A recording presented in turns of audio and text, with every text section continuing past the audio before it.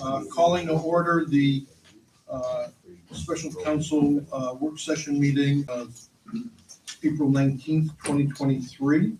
Would the clerk please call the roll? Mr. Knoll? Here. Ms. Zatra? Here. Ms. Welton? Here. Mr. Daga? Here. Mr. Lemay? Here. Mr. Gentile? Here. Dr. Wong? Here. Good evening, everyone. Would you please join me in reciting the pledge? I pledge allegiance to the flag of the United States of America and to the republic for which it stands, one nation, under God, indivisible, with liberty and justice for all.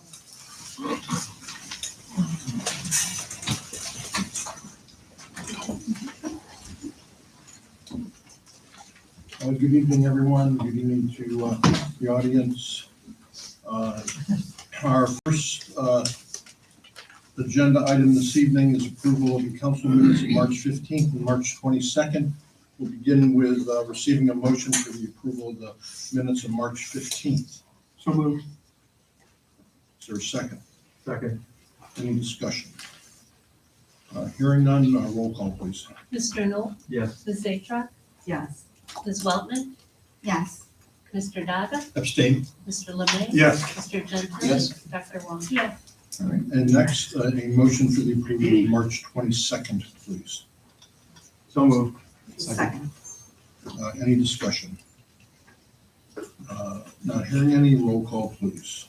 Mr. Knoll? Yes. Ms. Zatra? Yes. Ms. Weltman? Yes. Mr. Daga? Abstain. Mr. Lemay? Abstain. Mr. Gentile? Yes. Dr. Wong? Yes. Great.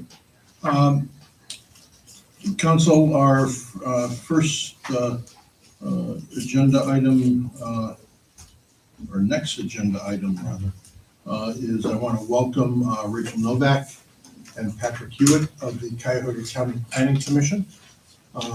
Rachel and Patrick led their team regarding the preparation and administration of the survey to our community. We worked with members of our counseling community in putting together the survey, getting input, valuable input for it, and I want to thank them in advance. I think we'll all be impressed by this effort and the survey results. I want to take this moment to thank Scott, Emmy, Mono, and Michelle Halloran, who all participated along with myself on the committee that worked with the county. This was very much though, all it was a collaborative effort, which was wonderful. This was very much led by the county, and I appreciate your efforts. I'm going to turn it over to Rachel, who has a presentation for us. I'm gonna actually hand it to Patrick. He's gonna kick us off. Thank you, everybody. Again, my name is Patrick Hewitt and Rachel Novak. We just wanted to say thank you for the opportunity to come speak tonight. Werner, if you go to the next slide, other folks on our team, Mary Serby, our executive director, and Maureen Riley, a planner in our office, also participated in this planning project, and we wanted to thank them for their time, and of course the survey review committee. We're with the Cuyahoga County Planning Commission. We're an independent public agency housed in the county administration building downtown. And for those of you who may not have worked with us in the past, we provide planning services to communities of the county, and that includes things such as comprehensive plans, park plans, corridor studies, and of course, in this case, a community survey. It's one of more than a dozen that we've done in recent years. Who does that report to in the organization? I'm curious. Sure. So Mary Serby, our executive director, reports to a board, which is made up of, I want to say about 12, somewhere between 12 and 15 folks made up of mayors throughout Cuyahoga County, as well as a number of appointees by the county executive and county council. And that's the governing body as opposed to reporting to someone else in the county administration someplace. Correct. Okay. Yep. And how much of your work is for cities versus City of Cleveland versus any sense of that? I'm just not familiar with your agency. Absolutely. We actually very rarely work with the city of Cleveland because they have their own planning commission and a fairly robust staff. So we tend to be more supportive of suburban communities throughout the county who may have less robust planning staff, especially when we think of the various sizes of communities. We are, by state law, required to assist townships with subdivision regulations and in certain instances zoning. So we do provide subdivision regulations for Olmsted Township. Less Social Green Township is very limited in its size at this point. And you're funded by county taxes? We are funded by the county itself. So it comes out of the county general fund for the most part. Okay. We also bring in outside revenue when we are hired by individual communities as well. So some communities we do provide services at reduced fee as part of a grant program, and other communities outright hire us to undertake efforts. Okay. Rachel will go through the actual results of the survey, but before she begins, just wanted to say congratulations on a very robust turnout. We've done this a number of times, and this community is actively engaged, more than 1,400 responses to the survey. And that's a very high number, so just wanted to say congratulations as we get started. 27% is a good number in terms of, 1,400 surveys and 27%, yes. And I always like to put this into context when we think about, for instance, presidential survey results tend to only look at about 1,000 or 1,500 responses. We're talking about 1,400 just here in the city. So as a percentage of the population, 27% is good, average? So we've done surveys in a couple different manners. Typically, we have looked at household. Other times we've looked at adult residents. In this instance, we looked at adult residents. That adult residence is slightly different than some of the other ones that we have done. When we look at surveys of the entire community, we've done two that have also sent surveys out to the entire community. One had a 17% response rate, another had 37% response rate, so you're kind of right there in the middle. So you don't have a lot of data on that in terms of what's a good community response in terms of people take the time to do this or not. We think that a quarter of the community is pretty good Okay. compared to some of the other ones that we've done. Okay, please, Thank you. carry on. All right. So this is going to be relatively informal. We'll save some time at the end for questions, comments, anything else you want to talk about. So in terms of our agenda for tonight, we're just going to kind of bring everyone up to speed on what the planning process actually looked like. And then we'll get into some of the details here with the key findings. We'll talk about the demographics, talk about who all took the survey. We'll talk about some of the individual survey responses. Then we'll have like a summary, kind of like the overarching themes. What are the big takeaways out of everything we've seen in terms of the results? And then we'll kind of go over what are the final steps in the process. So as Mayor Bain said, we just wanted to say thank you. It was a really great collaborative effort pulling together all of the questions and getting the survey ready to go out to the community. So we just wanted to again say thank you to Mayor Bain and council members. I'm going to say your last name wrong. Zatrak? Zatrak. Thank you, Rachel. Newell and Daga. Thank you again for participating in that. And obviously Michelle, who I don't believe is here tonight, but thank you to her as well. The feedback was huge in pulling everything together. And as Patrick said, we are an independent public agency that provides professional planning services to all of the municipalities in Cuyahoga County, and our services, vary greatly depending on what our communities need. Our vision, again, just kind of familiarizing everyone with kind of who we are. We really want to inspire all of our communities to thrive. We just don't want them to succeed. We want them to thrive long-term, make it sustainable. Our mission, to advance Cuyahoga County's social, economic, and environmental health through equitable community planning. So one of those being, community surveys, really getting a finger on the pulse of what the community wants and needs. So talking a little bit about the process. So really our first step was obviously drafting the survey questions. We did a series of meetings with the survey review committee, which were super, super helpful in helping us understand what exactly we wanted to target with that and all of the various questions that we wanted to ask. Then we went ahead and started distributing the materials. This also took part in designing advertising materials, which hopefully some of these items look familiar to folks. Everyone, the city went ahead, we created a postcard. We mailed that out to all residential households. We did a number of email blasts. There were also yard signs placed at key locations throughout the community, and the city took advantage of making several social media posts throughout the duration of the survey being open. So that was really great, and we've had a tremendous turnout, as Patrick said. We'll go into more details with that here in the next couple slides.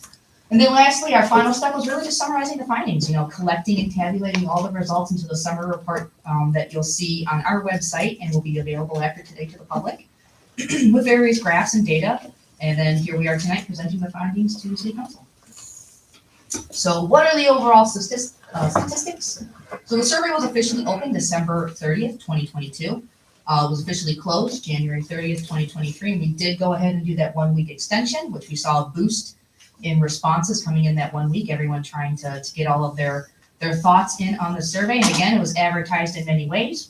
The city put out yard signs, postcards were mailed to every residence. The survey link was shared on the city's social media pages and website, and also our social media pages as well.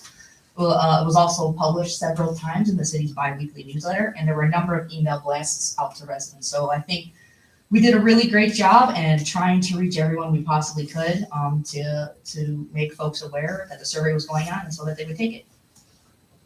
So overall results, total responses that were included in this summary report. So we're looking at 1,413 based on the U.S. Census Bureau, the population of 18 plus year olds within the city.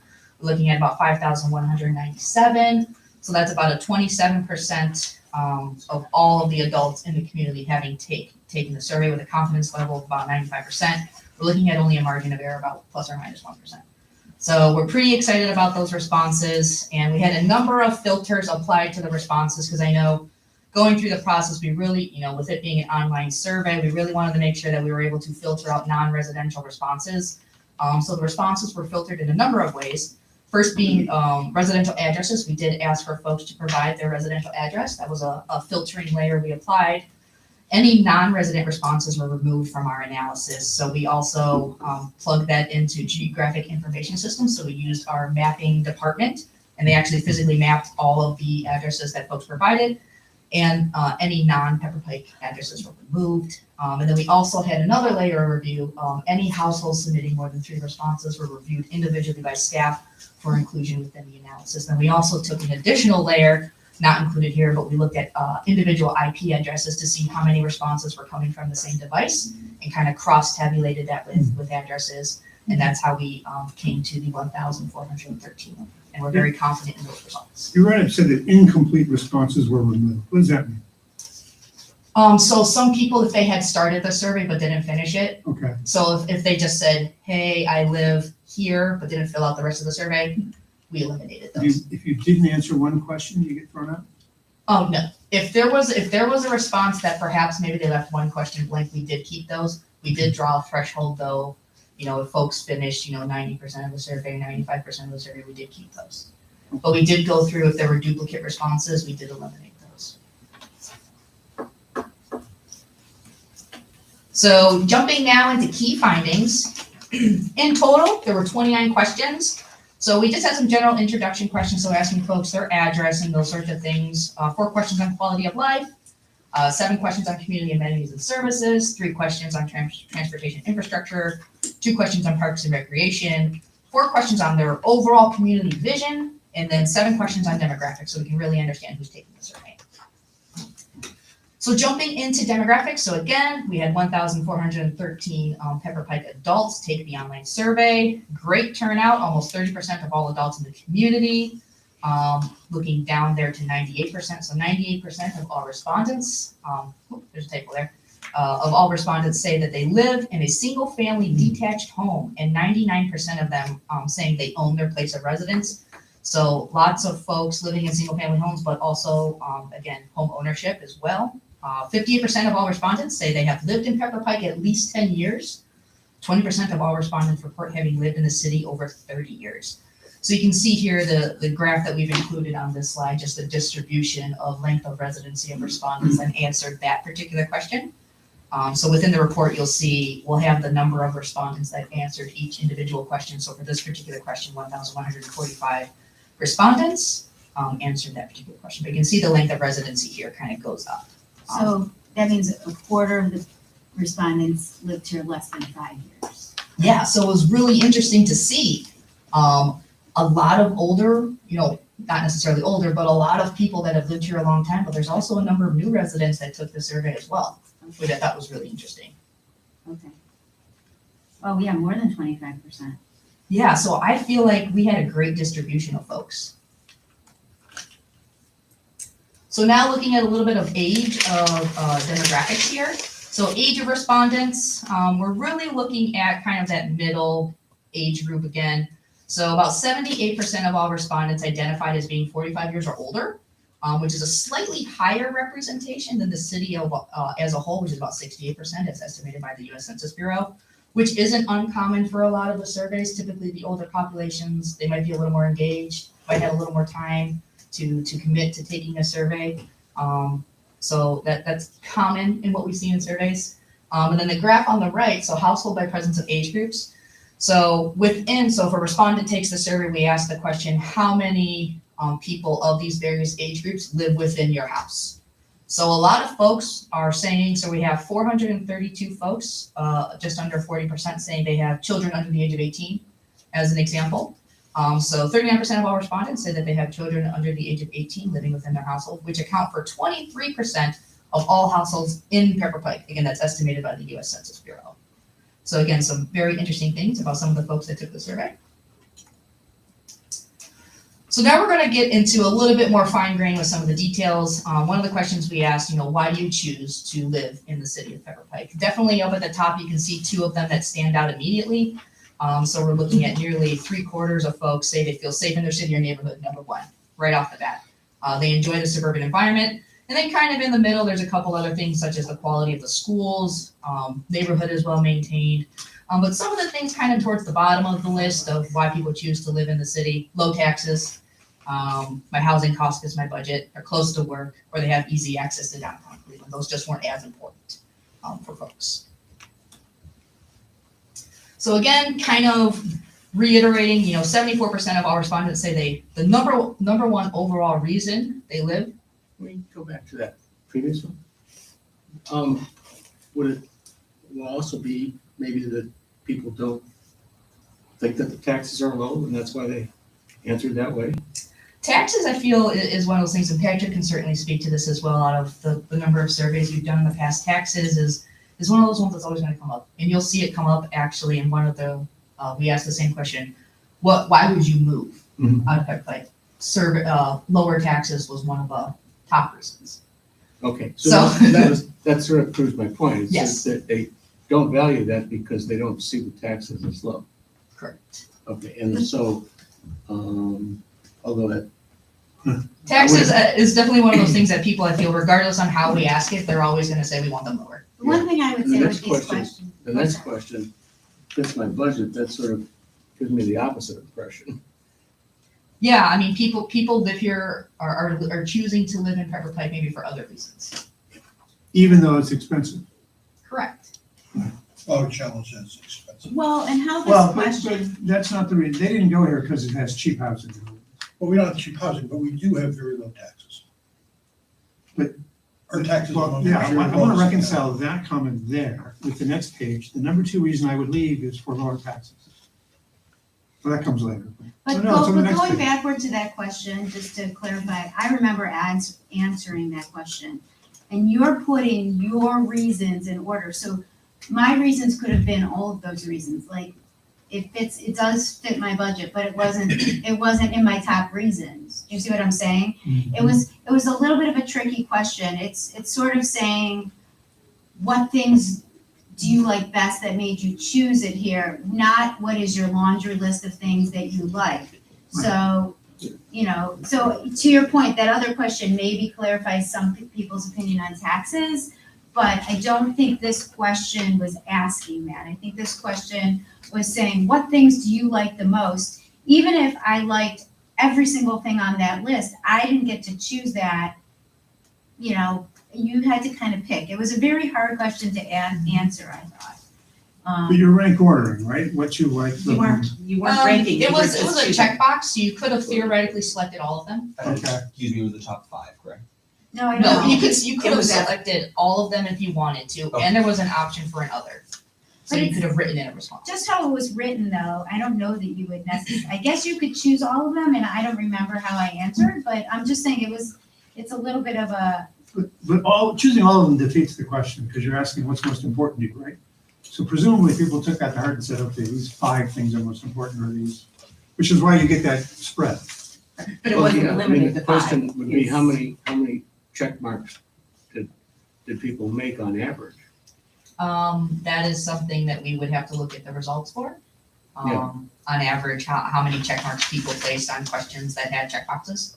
Well, I mean, on this particular one. Yeah, we would have to look into. Yeah, it'd be the results. interesting to find out. Yeah, not checking one sort of, in this question, proves like the neutral. It doesn't prove the negative. It just proves that it It's wasn't. it's less important. Actually, the question did say, please select all that apply. So you could have selected all. All that apply, yeah, but it So- doesn't mean that you dislike, you know what I'm saying? It's a neutral response. I think it's more what you're trying to find is what's your mode. Yeah, It's not mean average mode. I mean, I think the taxes I can relate to a little bit. mhm. Even if it's $1, it's $1 too much. So I can see you can use that in both ways. We are lower than most of the municipalities on one hand, but then we still have a tax. We don't give 100% credit like Solon or Richmond Heights. But in terms So- of, yeah, When it says all that apply. Yeah, I'm agreeing with Mono. I think if you don't check lower taxes, which I don't think I checked personally, it's because I'm Not not like our low motivating, taxes. yeah. It's not why I live in Pepper Pike. Exactly. Yeah. And So I think the distribution is revealing. makes sense. I do too. I think it's representative Yeah. of priorities. You look at number 1 because you feel safe. That Yeah. makes perfect sense to me as number 1. And some of them just aren't relevant to multiple people. I have easy access to downtown Cleveland. Yeah. Great, maybe for me, someone else doesn't care. Yeah. That's all I'm saying. It's not that they think we're too far from downtown Cleveland. To me, does not make sense. Carry on, Rachel. All right. So there were a series of questions that we also went ahead and broke it out by age groups. So again, our number 1 reason for folks choosing to live in Pepper Pike, they feel safe in their neighborhood. So we also broke it out by age. So our first group there, the green on the left, are 18 to 44 year olds. We broke out the top 5 reasons they choose to live in the city. You can see across the board, the I feel safe in my city, my neighborhood really came across, 1 or 2 as the first or second one here across all of our age groups. But you can see in the younger groups, really the quality of the school system was really important because those folks are more likely to have children, school-age children, K through 12. And then as you kind of get older, folks really, again, enjoying the suburban environment, neighborhood is well maintained. For those 65 and older, they're close to shopping. So those were within the top 5. And then again, shifting back to the younger crowd, having that access to highways was important for folks for being able to get, to and from work quickly. Would be kind of where I would assume that would be coming from. So you can see the different spread here amongst all the different age groups. And again, we broke that out across the survey in a number of different questions. And there'll be a few more that you can see that we've broken out by age. So there must have been 2 questions, one on environment, one is suburban environment, the other is natural environment. Correct. 2 separate. Yes. I think Chief Keats is feeling really good right now, having, Chief Raymond said it's about fire, he told me. both lawnmower and shopping. Very good. Well, we'll see. We have the quality and importance matrices at the end, and we'll see where police and fire fall. They're both very good. No suspense. Little suspense. So similar to the other question, we also asked folks, what are the top reasons? This was also a select all that apply question. Reasons that they might consider moving out of the city. But we did just want to highlight up there at the top in the gray bar. Number 1 response was still, I do not plan to move out of Pepper Pike. So we're looking at just over 45% of folks said that. They had no plans of moving out of Pepper Pike. But if they were to move, some of the things that made the top of the list there that they would consider, to be able to use sidewalks to walk more places, that was real important to folks. Lower taxes, as we talked about earlier. Different climate. There's obviously some things here that are out of our control that we really can't influence, but obviously folks don't really care for Northeast Ohio weather. Just wait 24 hours, or probably not even that long, and we'll have different weather. Smaller house was up there as well, followed by for a single-story ranch style home. Some of the things kind of towards, the bottom of the list that weren't quite as important for folks if they were to consider moving. Better access to highways, better school district, a safer community, better access to shopping, or a rental unit. So those were some of the things that were kind of at the bottom of it. How do you take lower taxes on this question? I mean, as number 2 answer I might need, so they're perceiving taxes as being high. So again, taxes is one of those things that we'll see on our surveys that folks, I think regardless on how low or how high, I feel like people will always say that they're high. And it's always one of those things that usually fall within the top 5 that we Always. see across our survey.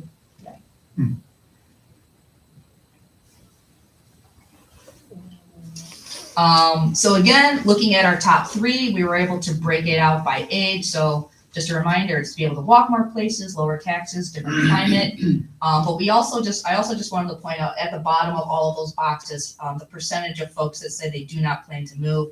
And it's really interesting on this one. You can really start to see as you go from our younger demographics to our older, the percent of folks saying that they will not move increases.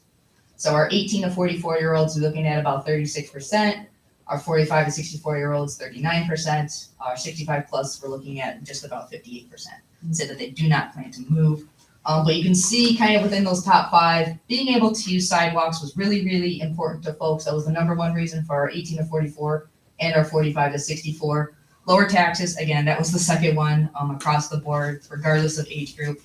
But over to our older folks here, our 65 plus, they're the ones looking for the different climate, looking for a single-story ranch style home, whereas our younger folks might be looking for that newer house, not necessarily a single-story house. If I can add, Rachel, on the tax issue, it's not just city income tax, it's also the property tax. Yeah, we just call it taxes Exactly, I generally. just want It's us to be aware of it as well. Yeah. Yeah. Yeah, so we don't necessarily break it out. No, that's fine, but I just wanna, Yes. Is this because you said, I don't plan to move, and then, I can't remember how it's phrased then, but if I did move, here's the reason? Is that how this question worked? Yeah, so the question basically asks, if you were to move out of the city of If you were, Pembroke, okay. what might be some reasons that you would consider Got it. moving?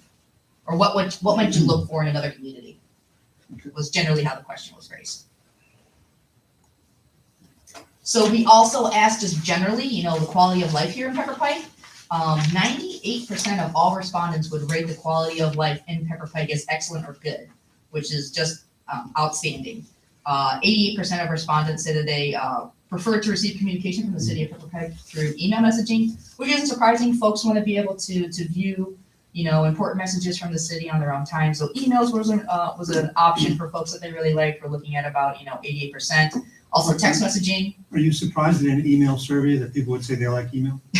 No, it doesn't surprise us at all. So does that really tell us anything? I think it gives the city a good, there were some, we also have written comments that folks were able to include in some of these. So some of them were actually really interesting. So they said code red. There were some comments that people would prefer code red be used a certain way versus another, only for emergency communications instead of meeting announcements, I think was a common thread that we saw in some of the comments.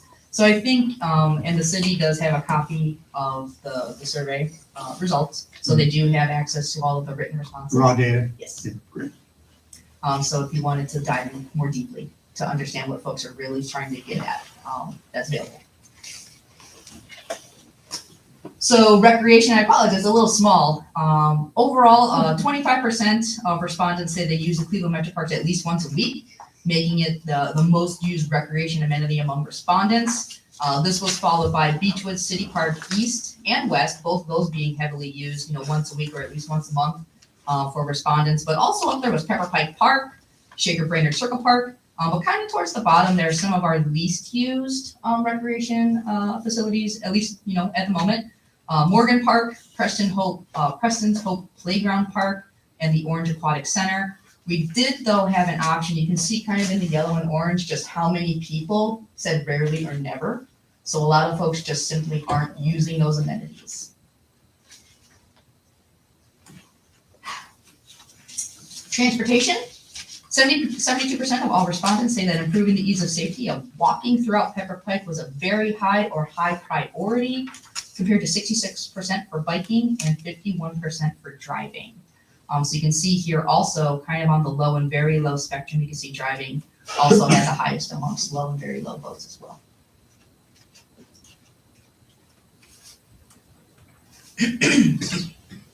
So also on transportation, 70% of all respondents say they would walk or bike more if Pepper Pike would install more sidewalks. 74% said they would support adding new sidewalks on major streets, and 57% would support adding new sidewalks in front of their own home or business. So I think that's really interesting as well. But one thing I did want to point out was 40% of respondents say that they disagree or strongly disagree that they can easily or safely walk or bike within their own neighborhoods. So that's that bottom one there, the bottom bar. So a lot of folks are saying that they can't safely do that at the moment. But we're also seeing a lot of responses say that they would like to be able to. And they would, support sidewalks in front of their own home, support sidewalks on major streets. So I think this question in particular was very telling amongst us. Is there a difference between the answers of people who lived on the major streets versus the ones who don't? So we do have addresses of all the folks that took the survey. I don't have the breakout here of who lived on a major street versus who lives in a residential neighborhood. But that's potentially something, we could look at. Yeah, I think it The would be city has their interesting own to results. find out the folks who said that they would like sidewalks on the major streets, how many of them live on the major streets? Yeah, definitely. And I think this next series of questions that we asked, so following that question, we also we provided a map on the survey. Hopefully everyone took it and remember seeing a map. We provided kind of some major roads and so these are all the major roads we provided on the map. So we provided Lander Road, Shaker Boulevard, South Woodland Road, Gates Mills Boulevard, Fairmount Boulevard. We provided Brainerd Road, and we broke it up into two segments. So Brainerd Road north of Shaker, Brainerd Road south of Shaker, Chagrin Boulevard, Psalm Center, and Cedar Road. So those are all the various roads that we provided, and we basically asked the question, what are the types of improvements that you'd like to see on all of these roadways? Generally, the pattern was folks primarily wanted to see improvements to walking, so such as sidewalks, walking paths, those sorts of things, safer for biking, all-purpose trails, bike lanes, those sorts of things. So we see a spike kind of in those two categories in particular. Not so much for better access to transit, a little bit for, more attractive streets. The interesting ones, though, we wanted to call out tonight was Chagrin Boulevard in particular. There was a little bit of a spike there, and folks, they really just want to keep traffic moving. That's obviously a very important corridor for getting people from A to B, really making sure traffic's moving efficiently. But then also Brainerd Road south of Shaker in particular, Psalm Center and Cedar Road, folks, there was a little bit higher percentage of folks saying, there's really not much of a need for improvement there as well. But still also slightly high on the improvements for walking and biking. Can we go back to the last page? Because forgive me, I only got to see this a little bit before the meeting because I didn't get it until midday and I had a meeting all afternoon. So where's the number on the wanting sidewalks on major streets? Oh, the one at the top? No, I see it, but it doesn't, so it's about 68? It's on the side there where. Oh, under I the mean, I see where 70%, it is, the under number 70%. doesn't match. It's the greens added together. Okay, 13 plus So 60 plus 14. 68, okay, so okay. So it goes to, I did that calculation, you lose about 15 points between the question on, would you like sidewalks, and the question, would you like sidewalks in front of my house? Yeah, You and it's a lose about- little you lose lower about than 15 points. 70. Yeah. It's like Well, that's 68, on the which is side. close, right? Under the 70%. 55 plus 13 is 68. Okay, but close enough. Yeah. But, okay, and then you drop to in front of my house. 57, yeah. Yeah. It's just the math because 17, 18 points, roughly. yeah, okay. It's something to just think about and dive and understand a little bit more. Yeah, and neighborhood streets is is even, Yeah. then again, about 10 lower, so Yeah. it's interesting. There's a couple of places on the survey where it's like, I love that, but not in my neighborhood. A couple of places like that, that where there's just a fall off. Yeah, I love that in concept, but not here. And so, what does it mean? yeah, what does that mean? And we need to be cognizant of it as we think about planning. Yeah, definitely, kind of going through the results, as you were saying, we're definitely seeing support for sidewalks on major streets, as opposed to in all of our neighborhoods, was definitely the general theme that we got as it relates to sidewalks. Yeah, because Yeah. neighborhood streets is less than 50. And I see that also there was a question about community parks, like I'd love more community parks than, you want community parks in your neighborhood? No. There's big support for that, but not in my neighborhood. It's just another response where in theory sounds great, but not here. Well, I think also interesting, because these things do network together with different answers. And I thought that the slide that you showed earlier about why would you leave the city? And that the predominant reason for the younger residents and the middle residents was pretty much walkability. That's why they would leave. So, yeah, that's just a factor also, I think, for us to continue to consider, you know. And it's a good thing to talk through, I think, because, but to Jim's point, it was interesting to answer it because you'd say, would you leave? No. But if you would leave, what Why would would make you you leave? So still people might not leave. Right. But if they leave, this is why they're going. This is why they're going to. Definitely. So does that, just to go back on that one, where, and I don't know if you have experience in other communities, but is the number, I'm not planning on leaving 45%, I do not plan on moving out of Pepper Pike, is that, give me some, is that high, is that low from other communities in terms of, there's some communities you live in, they say, yeah, 80% say they would like to leave, and any context on that, just to see how we fit it? So we have asked that question in a number of other instances. We actually have a sheet here with some community comparisons to some questions. That one, the options have often changed on that particular question, and we only started adding in, I do not plan to move out of the community about 6 surveys ago. Okay. So I wouldn't necessarily encourage you to compare that to some of the other ones, but what I would suggest is quality of life, because I think it's a good comparison.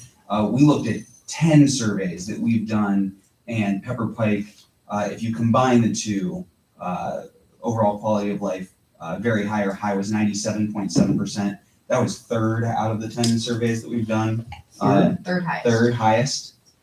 There were 2 that were just a little bit Those are higher than 99%. So you've got a little, but out of 10, I think that's still. Is What's really the high. range? From 99.6% down to 41.7%, and Pepper Pike was 97.7%. Who beat us, pray tell?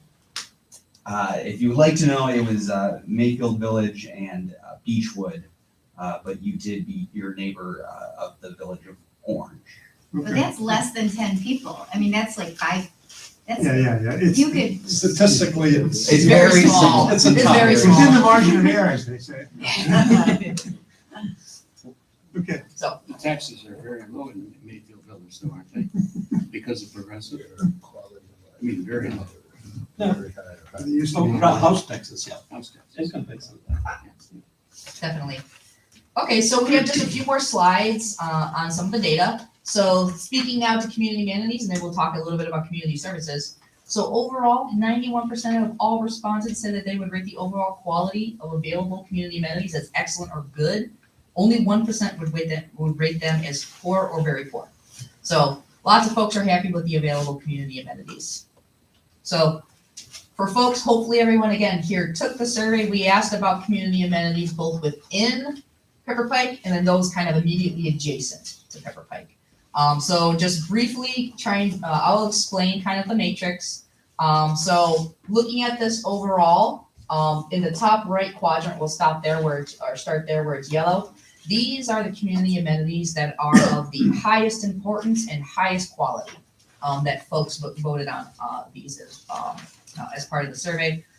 Actually, you know what, before I start going into more detail on that, one thing I did want to note was kind of the data that went into this. So we did have an option for folks to say that they don't know, have not used. We decided to remove those responses from these community amenities and only include responses that have used the community amenities themselves. So the responses that said they don't know, have not used, those were removed from these analyses. So I just wanted to clarify that before we got into more detail.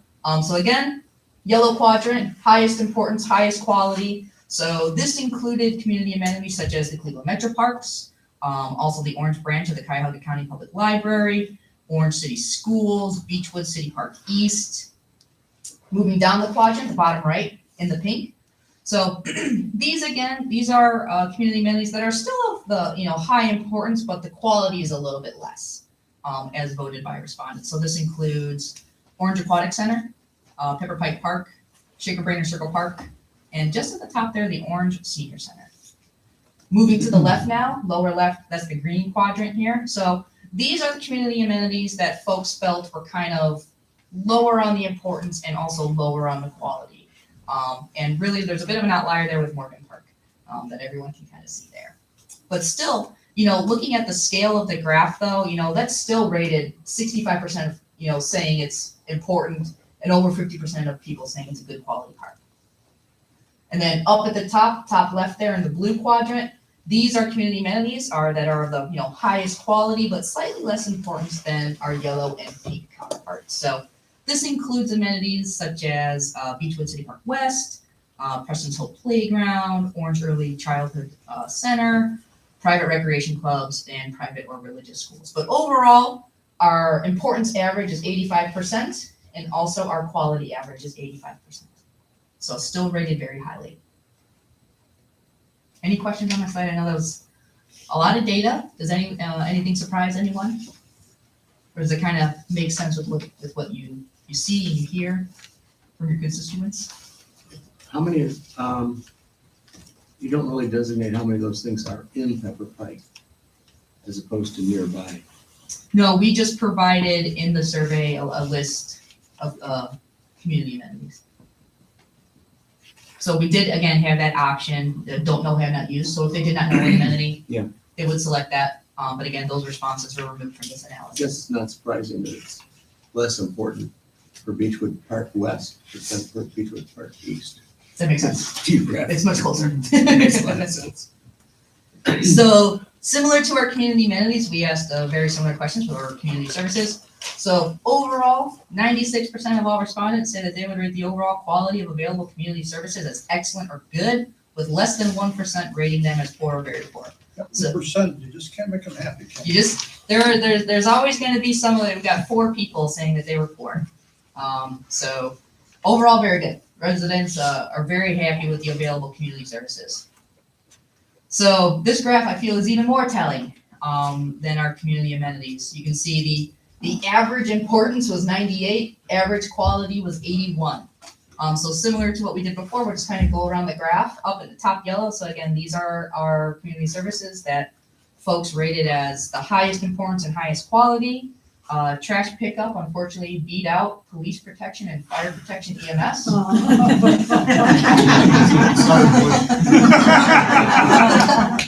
It was a tight battle. Also park maintenance. When they get sick, John, tell them to call us. Let's go out the curb. But also in that kind of that top quadrant, we're looking at park maintenance and also street sign maintenance, just the maintenance of kind of what's happening on the roads. Going down into our peak quadrant, slightly less quality, but still kind of that high importance. We're looking at snow removal and road and sewer maintenance. Over now to our green quadrant in the bottom left, this is slightly less quality and slightly less importance. We're looking at the recycling program, we're looking at city websites, street sweeping, building department permitting processes, planning, zoning, code enforcement. And again, we removed folks that's either said don't know, have not used. But again, the folks that have used these things, there's probably a wide spectrum of I've used it once or I've used it 20 times, especially as it relates to building permitting processes. So, take that definitely into consideration with some of these services, but still rated very highly. That's still, looking between, 95 and 98% of folks saying, it's still it's very important. And still you're looking at like 60, 70% of folks saying it's a great quality as well. So our last quadrant up in the top left, our blue quadrant. So again, increasing quality. So really slightly higher quality, slightly less importance. There's really only one in that quadrant, and that's grass mowing of city rights of ways. So maintaining kind of the streetscapes themselves, the grass, landscaping, those sorts of things. So I'm sorry, trash pickup beat out the police and fire. So kind of our last slide, this was kind of where we let everyone really just write open-ended responses, and we went through them and kind of looked at them all internally. So I'll start with all of the words that you see on the left there in the word cloud. I know it's a little small, but so we took all of the comments from what everyone had said, whether they were positive, negative, or just a general comment, and we just looked at all of the top words that folks used within their responses. So you can definitely see some of the outliers there that really pop out. You can see sidewalks, you can see walking, you can see pool, recycling, park, community, even snow is out there. And dog park was brought up a number of times. So then we decided to filter that down even further. So we looked at the most common types of missing community amenities and services. These were only the positive responses. So folks say, I feel this is missing and I want this. So the top 10 things that we folks would like. Number one, and I think this is really interesting and also very telling, sidewalks and walking paths. So we're looking at 42.5% of respondents mentioning that in their comment that it's missing, that they would like that type of amenity. But you can see the rest of these immediately start dropping down all the way down to 10% with our next highest. So usable park, outdoor recreation space, street lighting, community recreation center, leaf pickup in the fall, community pool or an aquatic center, more robust recycling / trash programs, better snow removal schedule, community dog park, and improved / connected sewer systems. There were a lot of comments about septic and things relating to that. So again, we had a lot of comments that we went through, and these were the top responses that we heard. We were also able to break those out by age.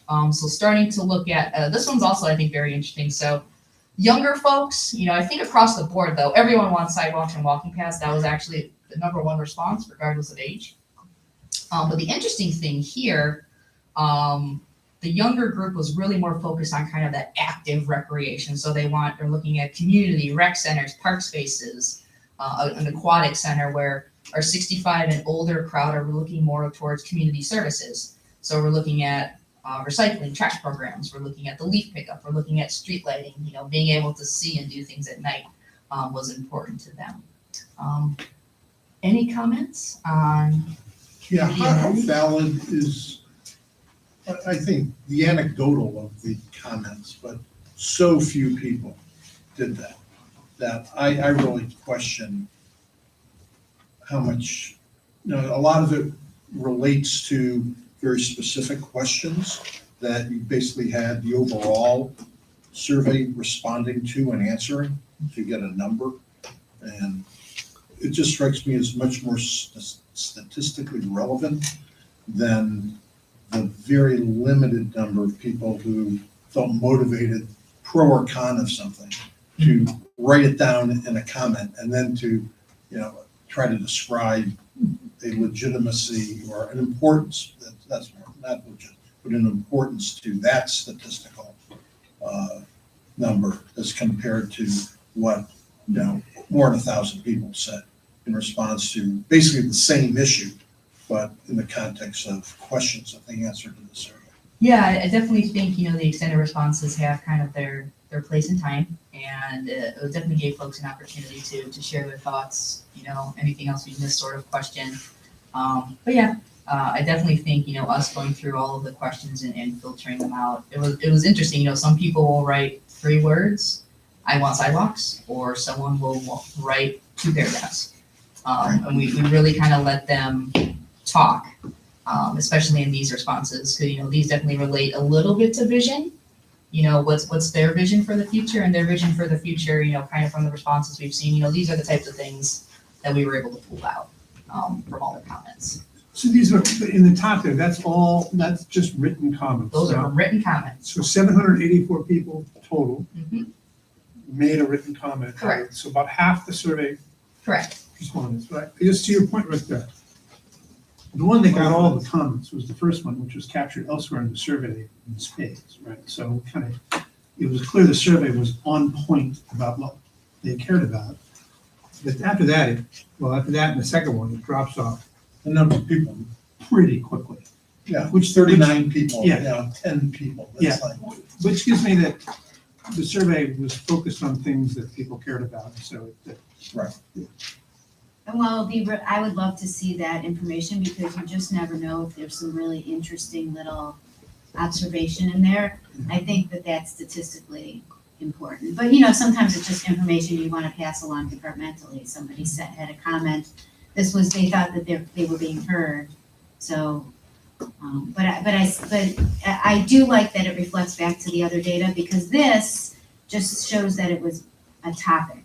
And I I'm really familiar with those Wordles, using Yeah. those and so you could say, like, for example, you could say, I think the street lighting is terrible, or I think the street lighting is wonderful, and it will still say street lighting, Correct. and it will still be represented, so you don't really know until you look at the actual response, which I think as a due diligence piece, it's really good for us to look at those, but that's why I think it's very important that we hit on this earlier on and have it, more specifically asked. So this is really kind of our last slide. It's our overarching themes. What are the big takeaways from everything we've kind of gone through with all of the data? As Patrick said earlier, we had a tremendous community response to this. I think you as council and hopefully the community members here tonight should be very proud. A lot of folks want their voices heard, and I think that's great. There's definitely a slightly greater response rate among older respondents, which again isn't uncommon among surveys. Majority of respondents have lived in the city over 10 years. Again, that's great to see. But as you said earlier, there's definitely a great distribution overall, amongst age, but also length of tenure within the city. Nearly half of respondents plan to stay within the city. They have no plans on moving. Obviously, one of the biggest takeaways that I think we've all seen kind of tonight, sidewalks are highly desired on major streets.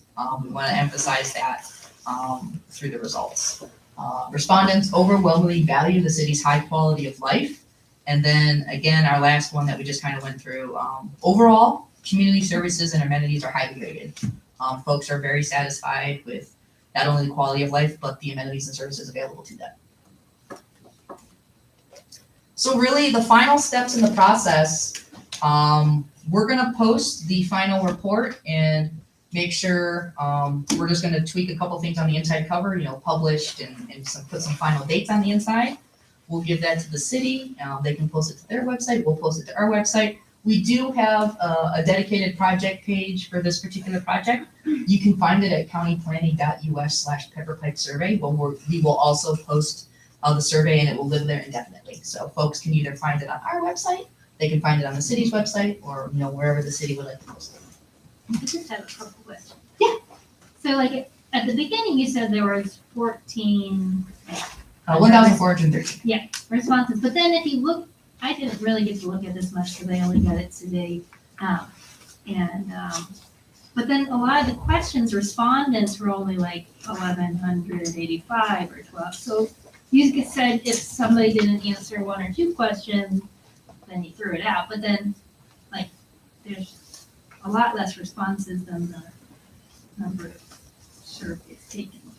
Some of the questions, if they were some of the extended responses, like you had 700 or 800 folks taking it, you're But like over and over in the survey, it says most of the respondents are only like 1,200. If you kind of look through all of these other questions. yeah. And how did you get to the 14? I know like the 14, 13 was like the ultimate, but then you really got an average of responses of like 1,260 or something. So, people jumped around and did different questions. They didn't necessarily skip. There were definitely some questions, they answered a large portion of the survey, or they skipped a question here or there. Okay. They only I'm filled just out a trying to- question partially. Figured out because most of the questions have like a lot less respondents than that 14. If I could add to that, we see often survey fatigue. And actually, the way that we've organized this, we put demographics at the beginning of the results report, but they were actually at the end of the survey. So the demographic numbers tend to be slightly lower. That's one reason. So you can see, for instance, forms of communication, which was much earlier, 1,347 responses. But we definitely see folks that once they start going to the next page, they give up. It happened.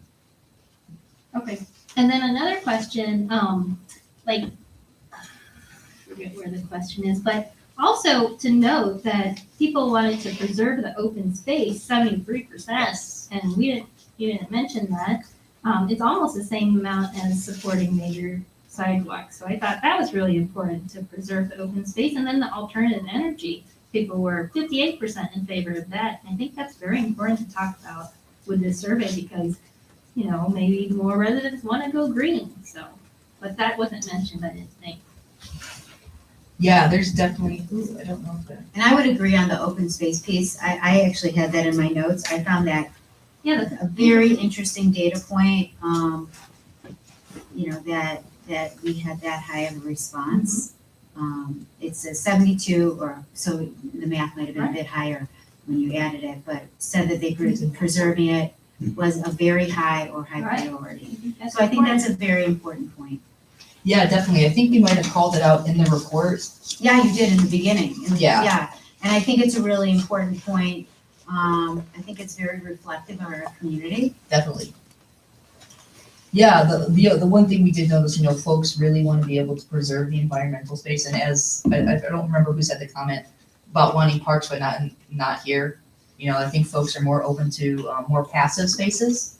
They definitely don't want a football field or a soccer field next to their house. They definitely want something that's passive.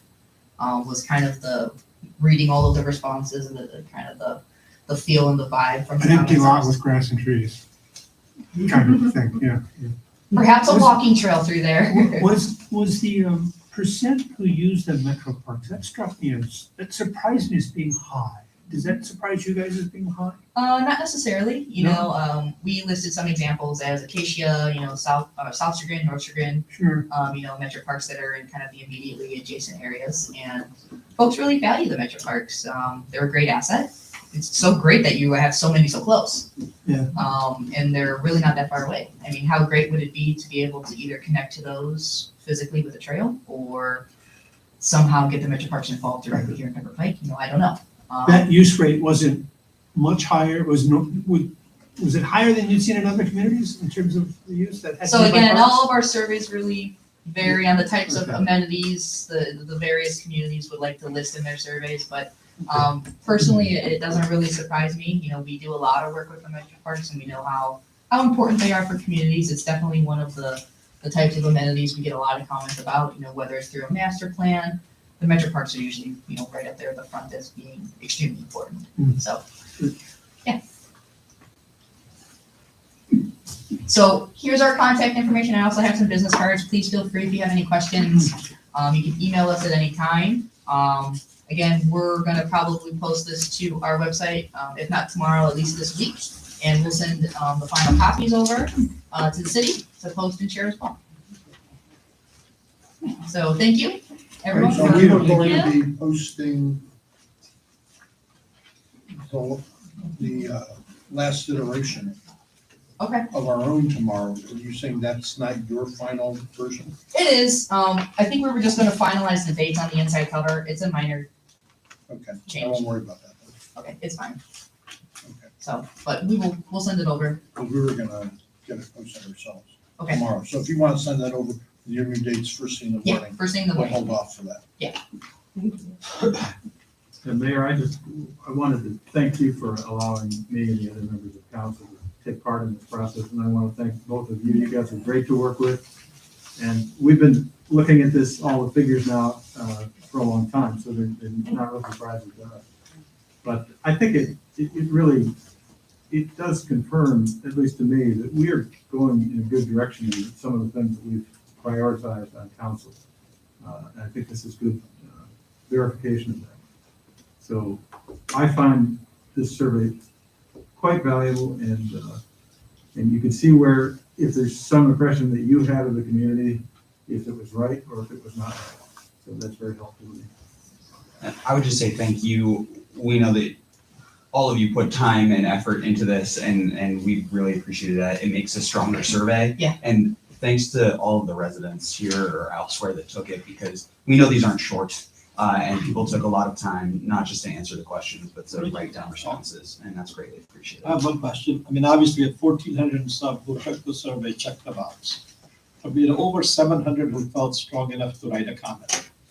Is that normal, or is that, to me, that seemed very relevant? Yeah, I would say, you know, a lot of the surveys, especially towards the end, when we get, you know, maybe more towards a vision and folks really want to be able to express themselves. You know, there's not that many opportunities earlier in the survey, because again, thinking about survey fatigue, we want to make sure they have that opportunity for folks that really want to be able to write any ideas they want. I feel it's a pretty good turnout. I'm trying to think to other surveys, but yeah, anywhere, you know, 700 something comments, that's a great response. So That's what where I are thought, those, they don't point that out. where are those comments? They're not in this document, they're out. No, they're in the raw results Excel file that the city has. Because I think it's important, I know I would like to look at them, someone took the time to respond, I think we should read them. Yes. I can also address Dr. Wong's comment. Sometimes the numbers look lower, particularly the amenities, because the responses which says don't know and have not used were removed. Yeah.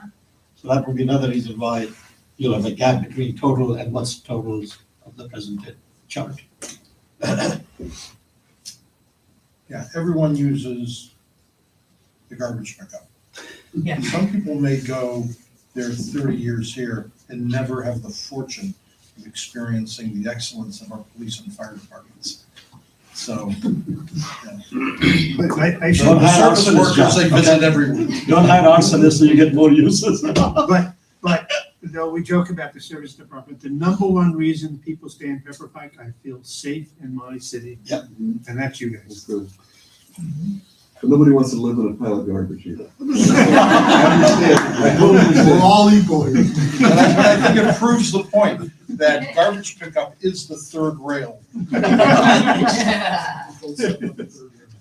Well, think about this though, it was interesting when we were, long ago, as we went through the city financial troubles, we were looking at things that we should cut and some things that we shouldn't cut. And you recall, Jim, I know you do, that garbage was one of those things we wanted to keep way up there, and so that's good. Our judgment was good. Definitely. Okay. Anyone else? Thank you guys again. Thank you for being here tonight. I Yeah. appreciate your summary. I think we all recognize, everyone has the actual survey publication, and Yes, that this was a summary that you just presented. That yes, there's a lot of, as Dr. Wong pointed out, there are other things in the survey yes. for, people at their leisure to, read and understand. But I thought your summary was, you hit a lot of the high points. By definition, you weren't reading the entire report. So we all understand that and appreciate it. But thank you very much for taking the time to both work on it and to come here tonight and present it to council. Thank you. You guys did a great job. Well, thank you. Yeah, and if the city ever needs anything else, they know where to find us. Thank you. Absolutely. We will, while you're packing up, if you'll excuse, we are going to continue on, but Absolutely. we don't want to be rude to you because I understand you have things to gather. Our next issue tonight is ordinance 2023-03. This would be our salt purchase ordinance for the coming 23-24 winter season. Mr. Asmat, would you lead us through this? This is just some housekeeping. It's a housekeeping ordinance, I guess that's what it's called. We do this every year. Steve presents it, writes it up, and brings it to you guys to approve. ODOT gathers tons from communities that are going to participate in the program. You commit to between 90 and 110% of the estimated amount, 3,200 tons.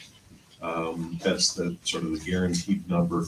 ODOT gathers all this information and then does either a district, they do both, a district-wide bid and a county-wide bid.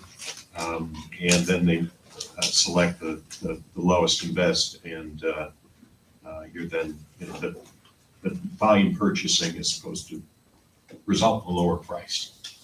So this is sort of what we do every year to get into that program. Do we have leftover salt from? Yes, we have salt that, we said we would take, that we will probably have to either stockpile if we can. We don't have enough room for what we have left. What you have left already? Yeah, we're probably 3/4 full, and we have, I think we still have to take 650 tons, and we only have a room for about 500. And so this contract is how much you're gonna, This is for next year. This is, I so this is a understand, guesstimate for next year. so it's a low number, I'm guessing.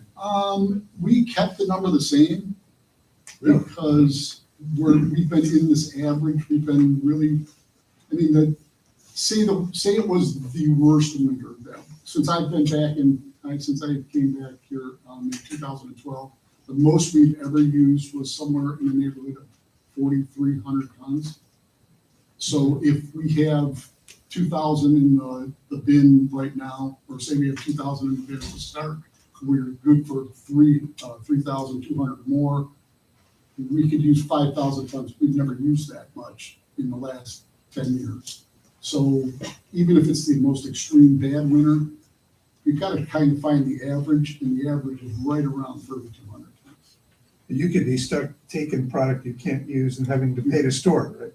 Well, we would always fill up at the end of the year, and that's, if we have to take 110% to get full. We did that last year. We took a lot right on the end of the year and loaded up our bin. We were actually not totally full because we had used more than we had. I think you generally want to load up because the price is probably going to The be prices do fluctuate, but higher in the next. they've been seen to go like in a staggered step. They'll stagger their way up and then they stagger their way back down. This year was, I think, $52 a ton, somewhere around $56 a ton. I don't remember the exact number. Last year it was 30 or 43, I believe. You're committed under last year's contract to take more than right now, Yes, yes, and that's gonna stay there till next winter. yes, And now you're committing to next year's contract to take yes, the average. yes. And where will you put it if there's no snow? This year was about the worst I've seen where we didn't use salt. And we're I close. call it the best. Well, the best, yeah, it's the best. It's been, I mean, where we haven't used, and this is something that directors go through. Bob went through this. Sure, And all of sure. them Yeah. everywhere. We're all in the same boat saying, what are we gonna do with this? A few years ago, we actually bought out of our contract, which, I think it was like $5 a ton that we bought out of it. To buy, But to not take to it. not take it, yes. But it's still cheaper to buy out of it than it is to apply it. So, Okay. in reality, but we're just committing to that. No. Yeah. Anything else? Okay, entertain a motion to suspend. So moved. Second. Roll call, please. Mr. Knoll? Yes. Ms. Zatra? Yes. Ms. Walton? Yes. Mr. Daga? Yes. Mr. Lemay? Yes. Mr. Gentile? Yes. Dr. Wong? Yes. And a motion to adopt ordinance 03. So moved. Second. Any further discussion? Roll call, please. Mr. Knoll? Yes. Ms. Zatra? Yes. Ms. Walton? Yes. Mr. Daga? Yes. Mr. Lemay? Yes. Mr. Gentile? Yes. Dr. Wong? Yes. Right, thank you very much. We will now turn to our committees and department heads. Did we? We Yeah. didn't do Ursula yet. We didn't talk about Ursula. Yes, we planning commission needs to report. Sure. We talked about the Ursuline preliminary site plan, which they have been working with ABR. So this site plan was consistent with all of their conversations, discussions, and plans presented to ABR. So ABR is approving of where they are right now. Pretty similar to what you've seen before. The low slung buildings, I believe it has one less unit, but very, very similar. There were a number of community members who came, having comments and more expressing concerns regarding water runoff, light, and just generally, what it was going to look like as far as neighbors, including the Ursuline College. So they all had comments, which were helpful and I think, important for us to hear. That was it, and it was approved preliminarily. That was final. site That was plan. fun. But this was final? That was final. That was final? We I did thought the this was we did preliminary, But they still have to go to ABR. Yeah, they have to go to ABR, but their site plan is. Their site plan is, I'm sorry, their site plan is, they're not the architecture, they've worked with ABR on a lot of it, the lighting, things like that, but I think they have to go back on some of those Right, pieces, sorry. Right, they The had, site plan, yes. Right. The Does locating, does the site plan include all of the Ursuline property there? no, no, it's, Just- This is Medina Creative, just the Medina Creative project. Okay, this is the Medina Creative Project that is basically in the location of the old mother house. So Right. that was the Right. conversation we had. I guess the site design is in compliance with the approval of the extension of the non-conforming. It was not conforming use. Non-conforming use that council. Yeah. approved. in terms of, when we redrafted that zoning ordinance for institutional, we had a green space requirement of 30%, I think. So my question is, in terms of adding this building to the overall site, how is that 30% requirement measured? It's not even close.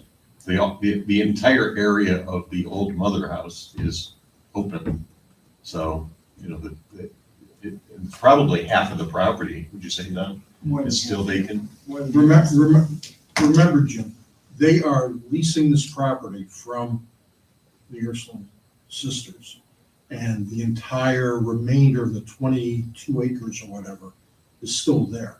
So this is a very small portion. So I just my question is this site gets developed further as it may be, They're gonna have whatever, to catch the 30%. right?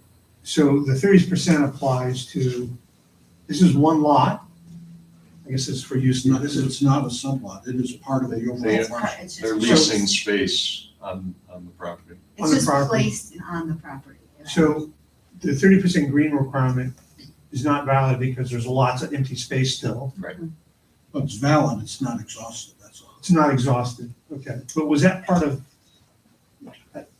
you can look at it, no, it's not violated, right, because it's a small product. But as part of this approval process, was that discussed or talked about in terms of, Not really directly, I mean, some community members had references, trees were discussed, but the challenge, well, it wasn't really relevant because there were very few trees on this piece of property because it had been the location of the old the mother house. yeah? So I think they're only preserving one tree, because Yeah. that's all there really was.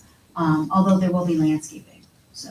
So But as The far as- extent of the code compliance issue was addressed in George Smergin's report, saying this complies with not only all of the code requirements, but also the requirements of the variance. So Essentially, not enough land at this point is being used, to your question, of the entire parcel for it to become relevant. Right. So if, Steve, my question, I guess, is if they would sell the back half of the property completely, 30 acres, They'd have to subdivide the lot. the buildable space there, in terms of the green space to be preserved, would include the two buildings that would be on the rest of the lot? Well, the development of the back area that you posited, that lot would have to be developed in accordance with the code, 30% open space requirement. So my question is, And the remainder that Medina's on would have to independently then satisfy 30% for whatever that, resulting lot so, of theirs so my, would be. so a question, if Medina created, let's just posit this on the front half, they put in 7 buildings. And to keep the 30% green space, the rest of the lot needs to stay green. Right. If they sell that lot, it's undevelopable. That's my question.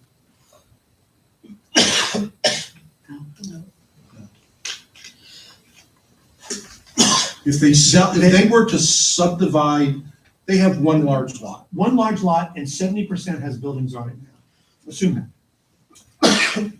And the only doesn't is that back space. They're not gonna be able to subdivide it. Well, my question is, the way our code is drafted, that would still be protected green space forever. Yeah. Correct. And that's how the code works. So and I think it works now just because of where the development is. Any lot split would require 30% green space to be on the remainder lot. On the remainder On the lot. remainder lot, sure. So they could not, that to your point, that once they got to 70%, there's no more subdividing because they wouldn't have anything left. They To would- develop. Well, they couldn't subdivide because once they subdivided, they'd be at 100%. And they, Okay. So that's picked up in the subdivision or type. whatever percentage. You couldn't subdivide and not leave behind 30%. Right. Because the lot would not comply with code at that point. Okay. Nolan, I have a question for you. With concerns of the residents, how do you think they felt about the discussion and how the resolution of it? I think what I would say is there's concerns from the previous project. And so their concern is more with, I don't know how to say this, that what they're told won't hold to be true. So they have concerns from the prior building of Marici Crossing, I guess I could just say it, that it didn't turn out the way they thought it was going to be on some of these issues as far as drainage, light, the size, different things like that. And landscaping, correct, and the size of some of the landscaping, the amount of landscaping, maybe the tree buffer. Also, there was someone mentioned an area that they thought was perhaps supposed to be preserved, and that hasn't happened. So their concerns really weren't with what necessarily Council is doing with this project or what ABR is doing. Their concern is this really going to be what you think it is? Are you sure? Are you sure that there's not something that you're missing, something that we're not being told? As far as, for example, drainage. And that went to the college too. The college had a lot of concerns about water, which, is one of the main things we talk about in our community.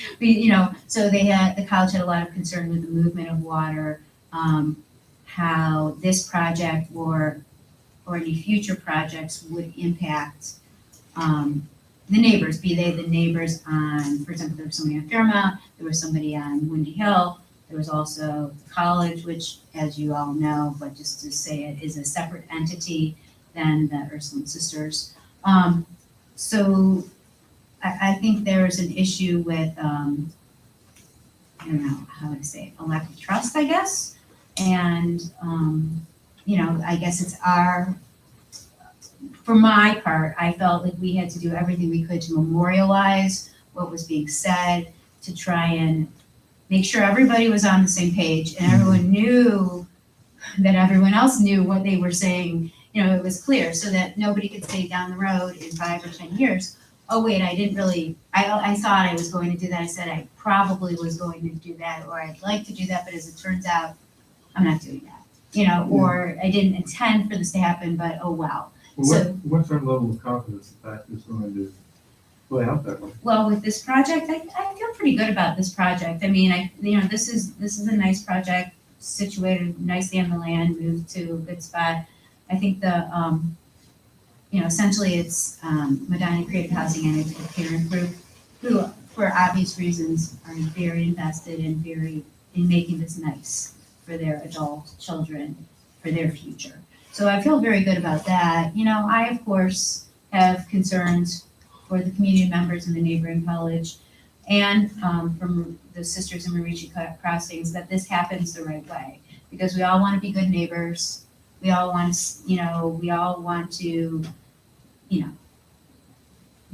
make sure that nothing changes in the city in a negative way, impacting, for example, people behind you, impacting the flow of water, all of that. And so I, some of the things you've mentioned, I have the same concerns, what's going to happen on the other parcels of land, how it will impact neighbors.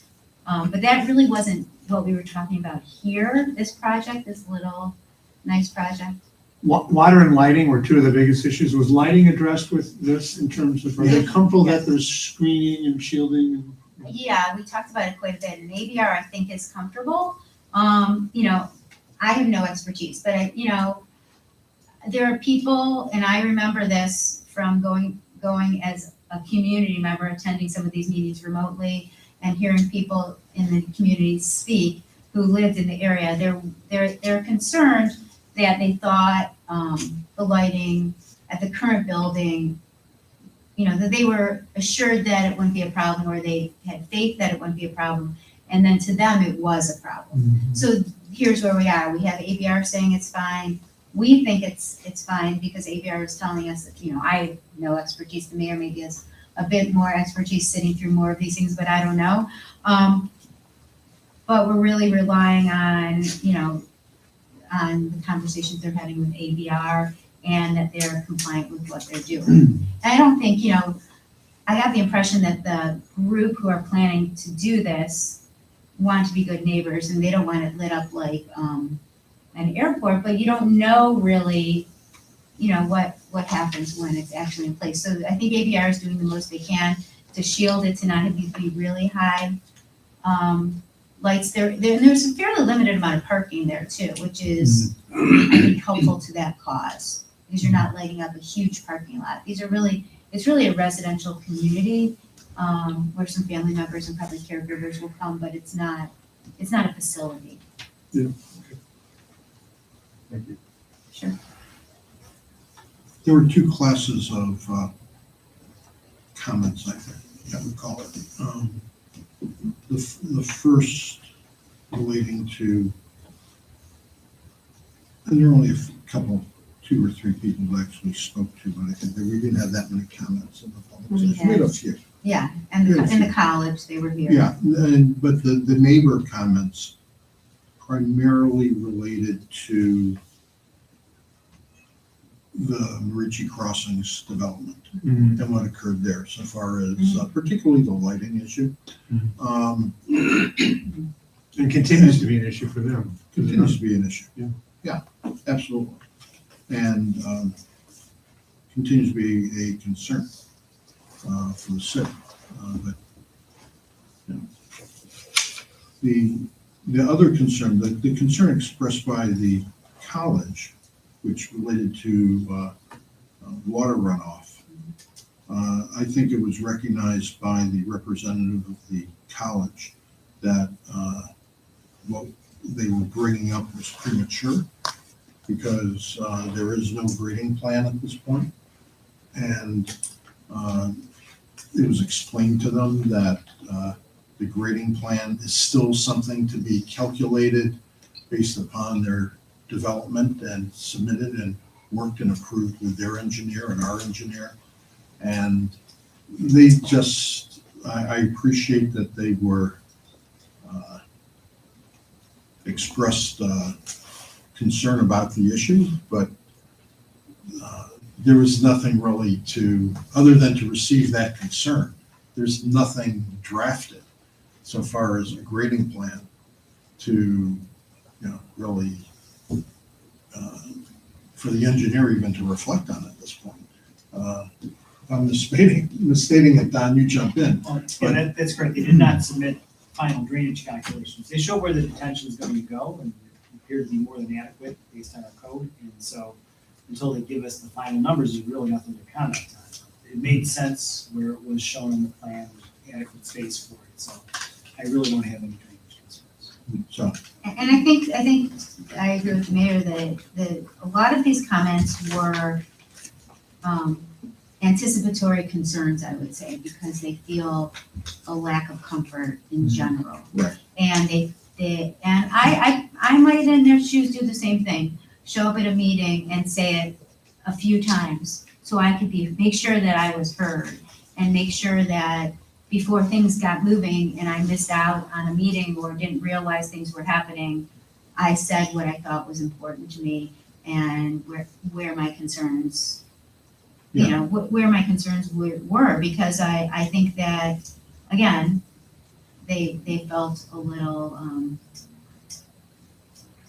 ill-treated under the previous. Yeah, I think what's important, particularly since we're on a record here to reflect, is that this applicant is not the Ursuline Sisters. And they did not. And Medina Creative Living is the applicant for this. It's their architect, their plans, their contractor. So they're building on the sisters' property. But in the comments, I understand the concerns and I respect the concerns, but it's also not fair to paste them with, the,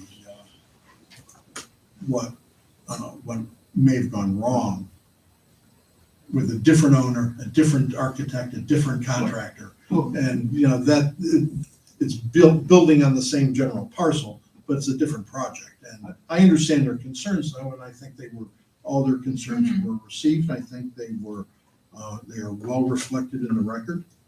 And, this as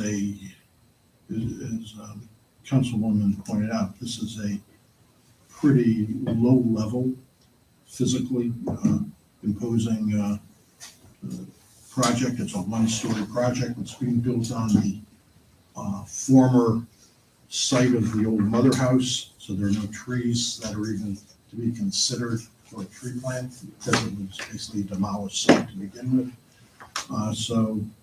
I have a comfort level that this project, standalone as this project, is going to go through successfully, and that there will not be the circumstances that cause such, and continue to cause some distress to the neighbors of the Mother House project. Yes. I just got a question about, make sure the council be notified when that next ADR meeting to consider this project comes up. Yeah, I don't, Tara would do that. Tara, we'll let Tara know. Yeah. Let council know. 'Cause I don't know if we normally get notified No, about you don't get ADR meetings, but notification. I'd like to be notified. That's fine. Yeah. We'll let them, I don't know at what point they'll be Yeah, I don't know when resubmitting it to is. ABR. If nothing else, it would be a good thing to have a feel for, because it's a pretty unique project, and it's also set on a part of a bigger parcel, so, just good to have that knowledge kind of in the back of your mind in case something else comes up. Yeah, I know they went in for a preliminary with ABR, Yeah, I was at and that. ABR was very favorable to it. I was at that. Yeah, Oh, okay, so you saw it. yeah, it's a very nice, they look like kind of like a ranch, maybe somewhat think attached, it- semi-attached. As they described it during the final site approval, the plan is essentially what you would have seen at that ABR meeting. They've actually eliminated one building, one Yeah, dwelling, one unit. and they created greater green space in the interior than had been designed initially. So, And there'll be more landscaping than there was, which was right. basically none. One tree. There was one tree. So there'll be additional greenery, which is good. Okay. Thank you, Molly. Appreciate it. Department heads, we already talked about our salt program, so you're done. How's Shaker Boulevard done? They're marching along, they're making good progress, so we continue to work on it, we continue to have utility poles coming out, we're working on the storm line in some areas now, and we're moving along. Yeah. CEI still working on the eastern, The eastern Segment? half, east of Lander, yes, they're still doing pole installation there and transferring wires, it's ongoing. okay. Two things, questions or comment. One is, there was a power outage last night. I don't know how widespread it was. Was that related to Shaker Boulevard at all? No, I was in contact with CEI during the course of that, And there were roughly about 1,000 homes affected. When I last spoke to them last evening, there were 3 breakers that had opened in the substation over across from Heinens. And they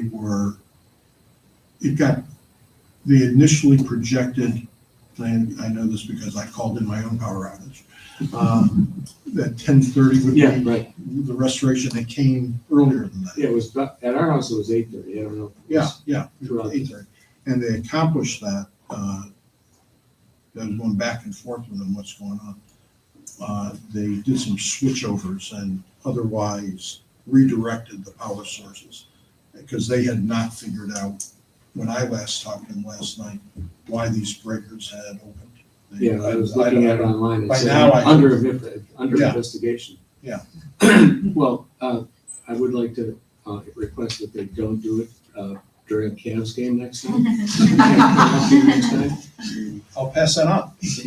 But the comment I wanted to make is I've heard that sometimes the trucks crossing Lander are not very respectful of the other traffic, and the word barreling through without stopping was what the comment that I heard.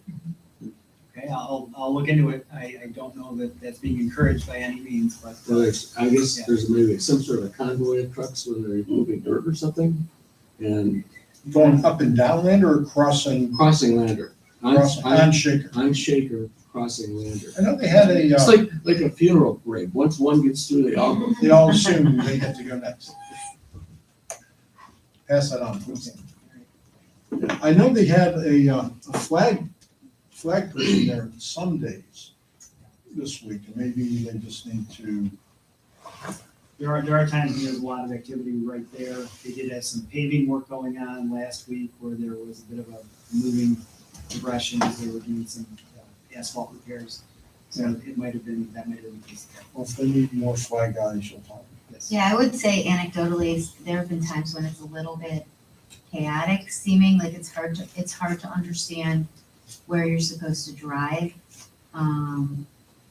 I've seen. Not on Shaker Boulevard. Well, in my part, well, because we can go west. go west. Yeah, we can go west. So going west, you know, part of the day you were in the right lane, then you were in the left lane, then you were crossing over.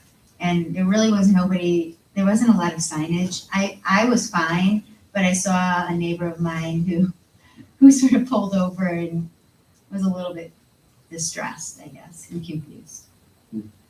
It's It's yeah, just the way it's a it challenge, is. and it's an active work zone, so It's a really very you active want work zone. very few people to be driving through unless they kind of have to, but people do use it, so it's a challenge for sure. Well, and I think there's some confusion.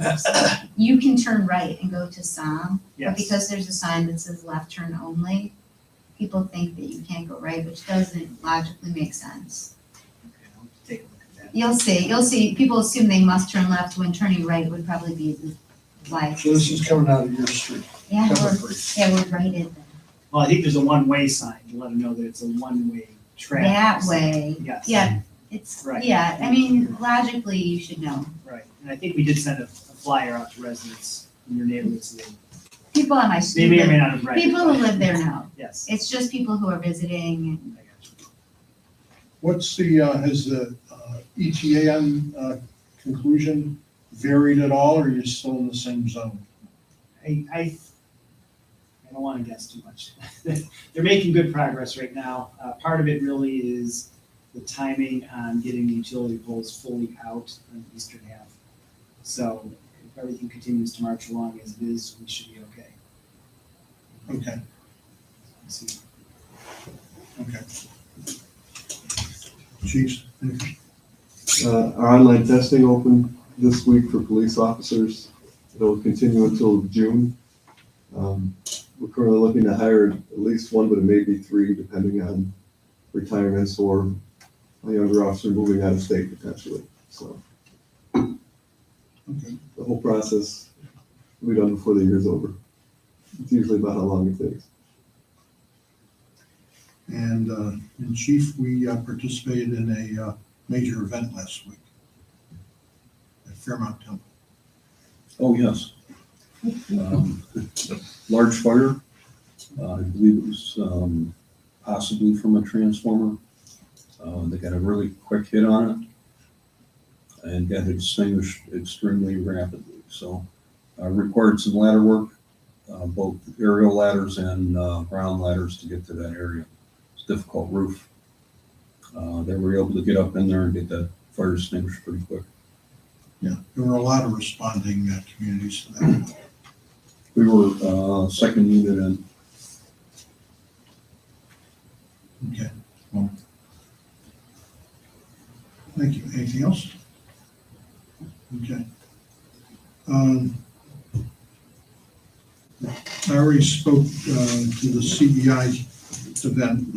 Let me just catch council up to one other thing. Our grant application to ODNR has unfortunately for the Gates Mills project was unfortunately not approved by ODNR. It's a significant disappointment. We just received the scoring sheet that we had asked for, and it is clear it is not our application that is the problem. Our application is a very worthwhile project.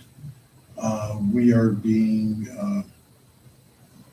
dunned and downgraded because of a project a couple of miles up the road in Mayfield Heights, which does not connect to our proposed project even. There is as council recalls, our project extends from here to Lander and heading north to terminate at the Ursuline College campus. There's then another plus or minus mile segment of Gates Mills Boulevard in Pepper Pike. Then you get to the Mayfield Heights project.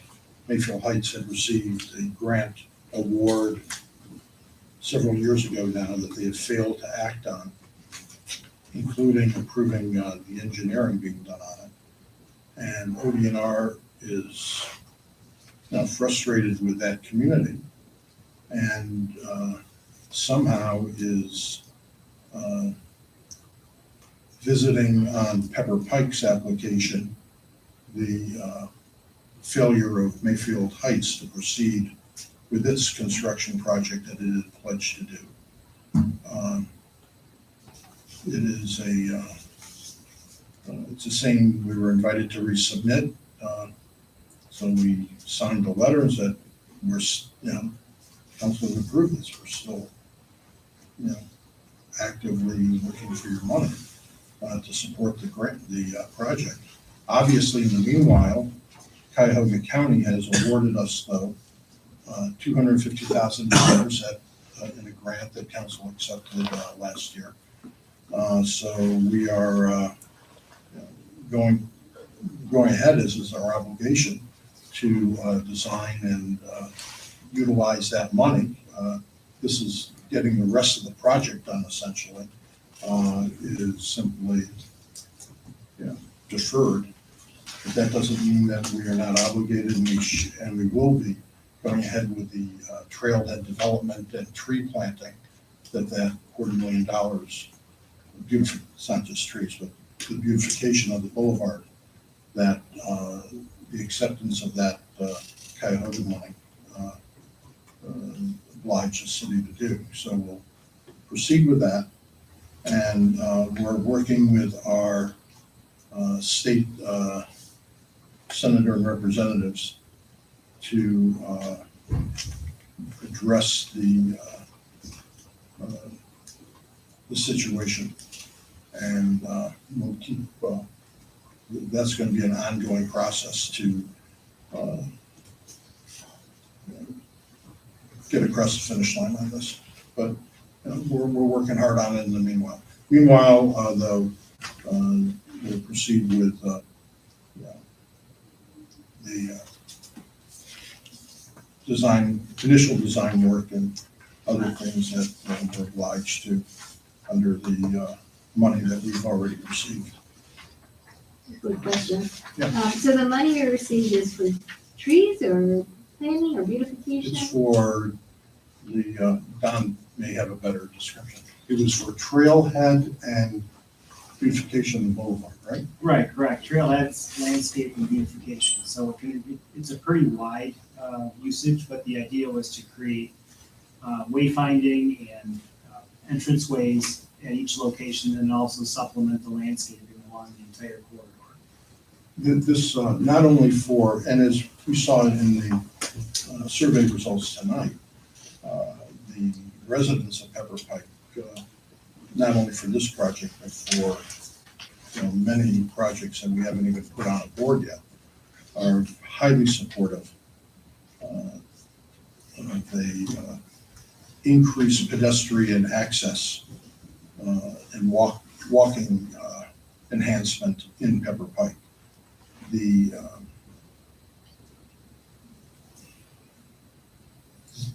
That stands alone regardless of any other program, anything else. This particular pathway is also part of the more extensive East Side Greenway project. And our project, forget Mayfield Heights and whatever drama that that community is experiencing so far as it goes,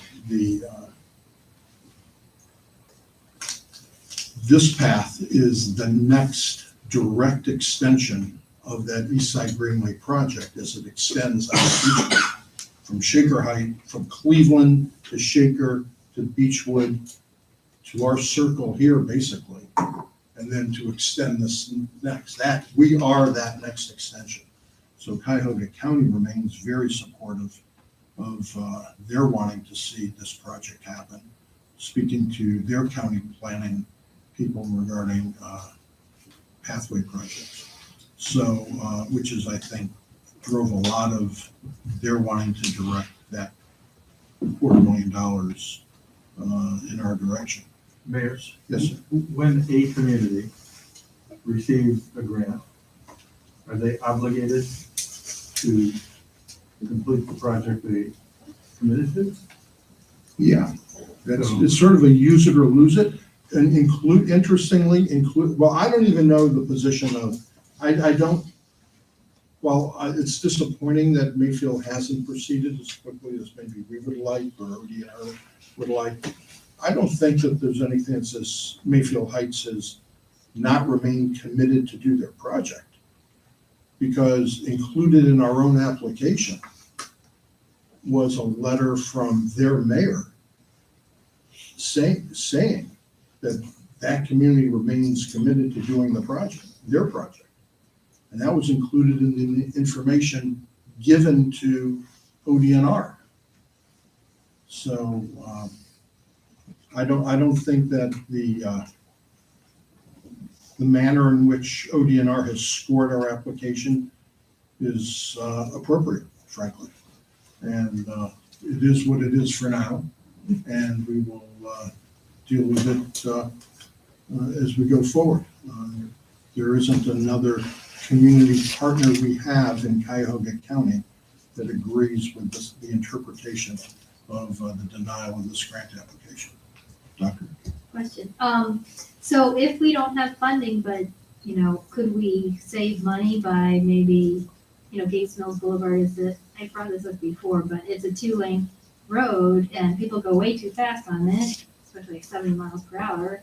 And studies have shown that if you decrease it down to 1 lane and maybe utilize some of that asphalt that's already there as walking, biking trails, could we do that and then just repaint the road and save a bunch of money?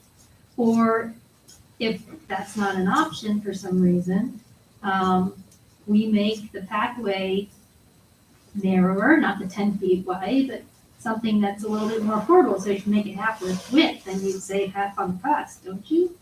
So we can think about that. Those are ideas, and that If we can build it the way we want to, rather than conforming to a grant, if that's in fact what community wants. So we shouldn't be confined to the grant application in that width of 10 feet. We can make it smaller. Well, we're looking for a $500,000 contribution in the grant. And what you're suggesting regarding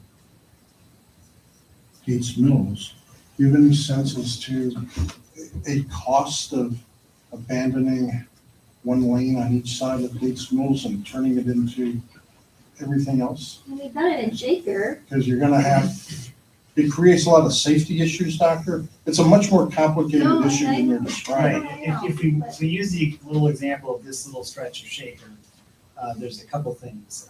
One, you only have really one main driveway coming out of that section. And the second thing is that a lot of people ignore it and they drive on the hash mark. So if you want to truly create a safe, usable, pedestrian and bicycle friendly lane, it has to be, there can't be any parking on Gates Mills. So no landscape trucks, no delivery trucks, no stopped vehicles, and all of your stuff will be a single lane. If you're trying to separate the two and all you have is, paint, it's You not gonna have the bumpers or. anything that you put up is a problem, because they end up, the snow plows catch them, they get knocked over, people, they're not paying attention, they hit them. And the point is, somebody's not paying attention and they stray, first they hit the little markers, and then they're running into a person. And the other problem is bicycles and pedestrians in that zone don't really mix well, because But it does pedestrians slow are down. supposed to walk opposite traffic, facing traffic. Right. And bicycles are supposed to ride with traffic. So you create this sort of 10-foot area where you're allowing maybe both of those things to happen. And on top of it, you have 40 residential driveways on each side. People are coming in and out. It sounds interesting just in terms of, okay, there might be enough space to do all those things, but you're trying to put different types of uses all right next to each other, and it just doesn't really work from an engineering standpoint. It creates safety concerns that until you saw it in live action, it's hard to just say that it's a problem. What you really want to do is separate your pedestrian and cycling away from your vehicular traffic if you can. That's why a path is a much better option. So- You can save a little bit of money by shrinking the path, but that's not a linear relationship. You can't say a 10-foot path is this much, therefore a 5-foot path is this much. You still have to do a lot of grading, a lot of things that are probably almost equal. There is some savings if you made it a little narrower. There are some benefits in somewhere, but you also then maybe take away some of the functionality. If it's very narrow, drop it down to 6 feet or 5 feet. Two people pushing strollers can't pass each other on this, and somebody's going off into the grass type of thing. So it's there's a reason why there's a certain width on a path. Somebody wouldn't use it to ride a bicycle if it's that narrow, or maybe they would, but somebody walking towards them would feel nervous about somebody riding a bike on a fairly narrow path coming towards them. But there's grass. You can sit on. What? It's not like you're stepping out into the Well, road. it is a problem. No, when you change, the suggested option is to change the surface and go onto the grass. The grass could be muddy or soft or whatever, and then somebody You can has still an walk accident. on grass. Well, there's a Oh, curb yeah. too that would present But it. I think the a tricky trail hazard isn't gonna with be that. right next to the curb, otherwise you're putting it right next to the road anyway. The road could- But it's You're higher higher. elevation. Well, I mean, we'd have to I'd go like through a it lot, cost it's, savings. all of these things are possible, but I can tell you that a lot of them don't really pan out in terms of being functional or safe. So that metro parks, they're not all 10 feet wide.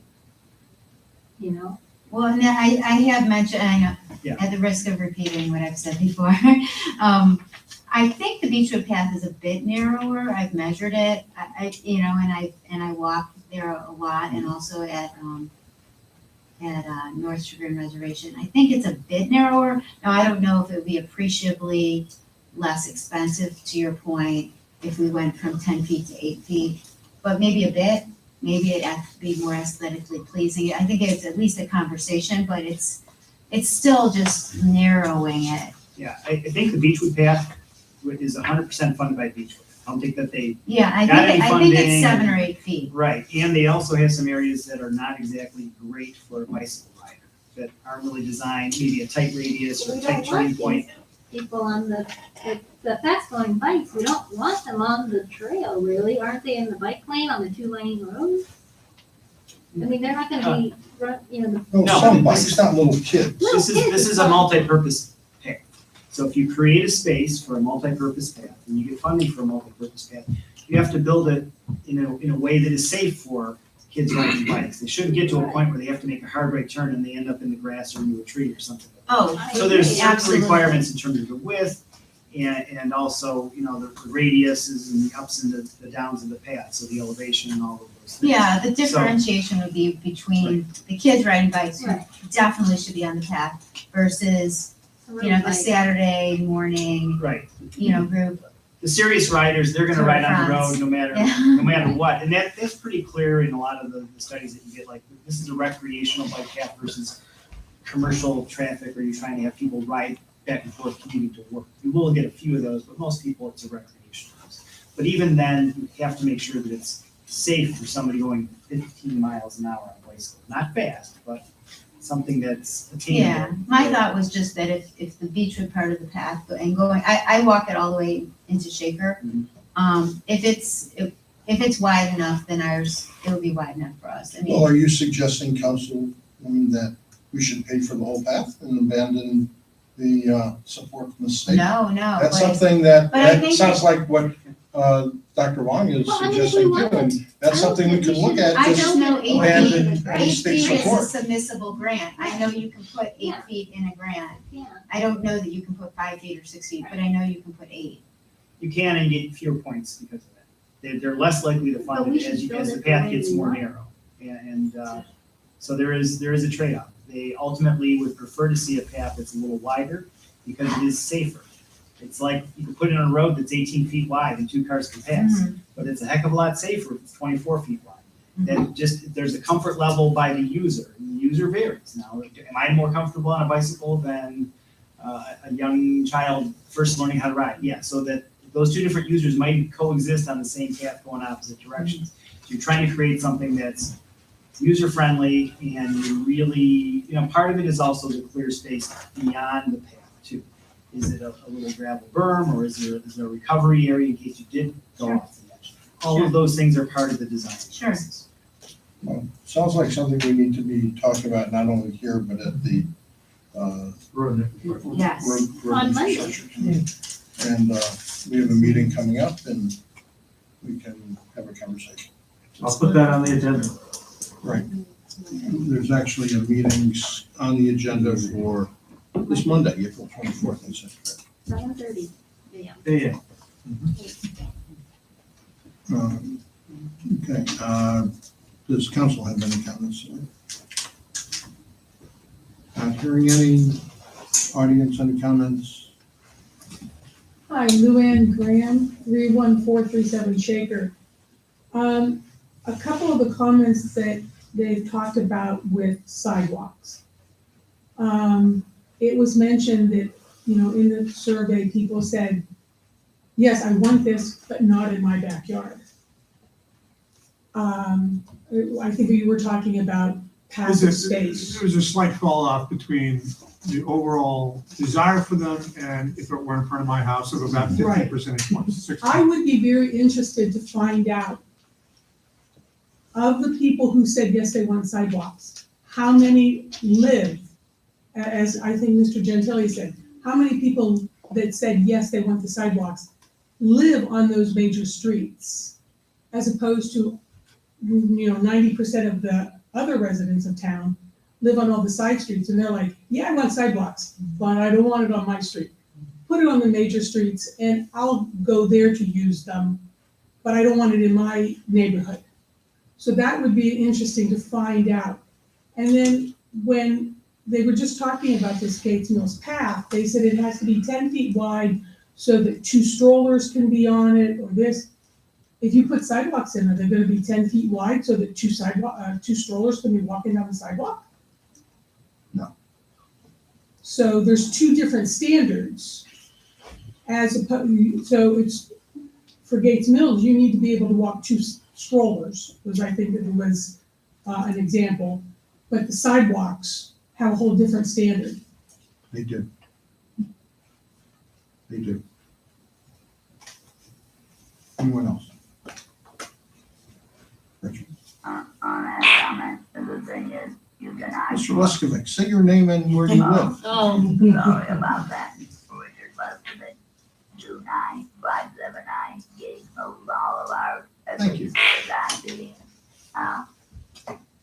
The thing is, there are points, the thing is, on sidewalks, you cannot ride bicycles. Okay, so, whereas on a recreational path, it's multi-use. So that's why the greater space requirement, as I understand it, the lawyer isn't it, correct me if I'm wrong. The other thing not in my backyard, the 15%, as I recall, that was exactly the differential when they did the Zoidberg and Orange. Still, the majority wanted, but it was about 50 percentage points less for the people who lived on the street versus didn't live on the street. So I think that's pretty consistent. Thank you. Anyone else? Yes, sir. Gary Hoffman, 30060 Bolingbrook Road. I think the general conversation has pointed out that we have a very active community. A lot of people are very interested in sidewalks, the path down Gates Mills. I have something that I'd like the council to consider that's far more simpler, and that is access to restrooms all year round, because the one here is closed in the wintertime.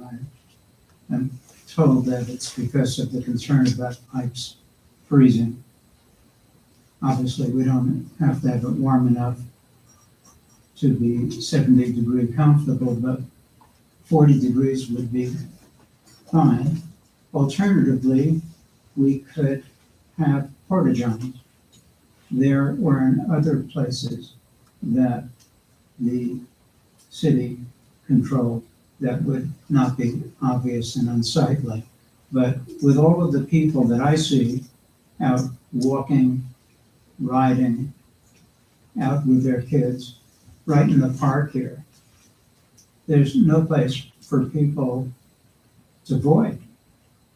And so I would just suggest the council consider something as simple in those cold months as a porta-john, or putting heat elements in. Some modest amount of heat in there.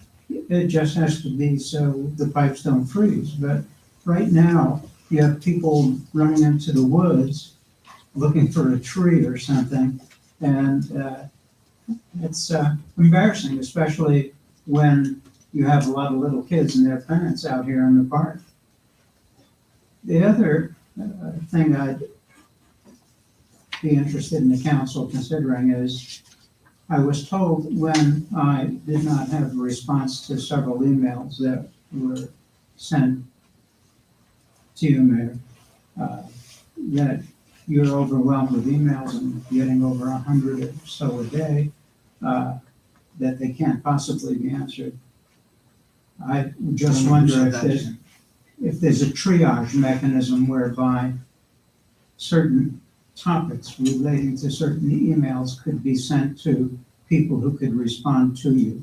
If that comment that I was given from one of your staff is accurate, that there's overwhelming number of emails. I get a lot of emails. I don't think I get 100 a day, though, if that was sent to you. And let me say, if I miss responding to one or any of your emails, I apologize.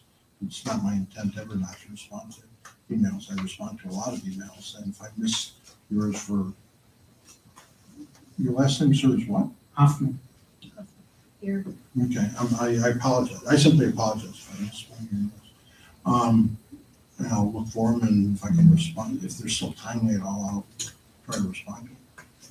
And I thought your comment about the park bathroom, and it may have been an email that I took more as a comment as opposed to necessitating response. That could be a circumstance too, because I do, you know, recognize some people just want to say something and not looking for a response. I think your idea about the bathroom, it's something we can look at. The bathroom, when it was designed and constructed, obviously, it was not built with heat, and it was thought at the time it would be shut down in the wintertime because that added a whole different design element to have to heat the structure. It was, 10 years ago, whenever we built that thing. It's something we can always look at again. I'm not personally a great fan of the idea of a porta potty out there. It's kind of dumbs down or denigrates the nice appearance out there. But, we can look at your idea of modest heat in there. We can always look at that idea, and appreciate you bringing it forward. Thank you. Anything else? Okay, we stand adjourned.